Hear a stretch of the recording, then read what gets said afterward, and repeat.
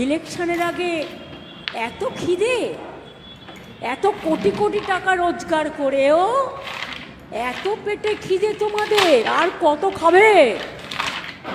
একবার ভাবো, কেউ খাবে আর কেউ খাবে না, তা হবে না, তা হবে না। কেউ খাবে আর কেউ খাবে না, তা হবে না, তা হবে না। কেউ খাবে আর কেউ খাবে না, তা হবে। তো বলছিলাম কি মাননীয়া, আপনি এই যে বলছেন যে কেউ খাবে আর কেউ খাবে না, তা হবে না, তা হবে না, মানে কি আপনার কি আবার নতুন করে খাওয়ার ইচ্ছা হচ্ছে? মানে কম তো খাননি, কম তো খাননি, মানে আর কত খাবেন? সব জায়গা থেকেই তো টাকা খেয়ে বসে আছেন। বাংলার মানুষ কিন্তু সব কিছু বুঝতে পারছে, তাই দয়া করে আর খাওয়ার কথা বলবেন না প্লিজ। এই যে যারা মৃত ভোটার, তাদের ভাগে লক্ষ্মীর ভাণ্ডারের টাকাটাও খাচ্ছেন, এদিকে রেশনের দুর্নীতি করে সেখান থেকেও টাকা খাচ্ছেন, সবুজ সাথী নামক ভাঙাড়ি সাইকেল দিয়ে সেখান থেকেও টাকা খাচ্ছেন। আর কত খাবেন? চাকরির ফর্ম ফিল আপ থেকে টাকা খাচ্ছেন, আর কত খাবেন বলুন তো? এবার না হয় একটু অন্যদেরও খেতে দিন, আপনি তো বহুত খেয়েছেন।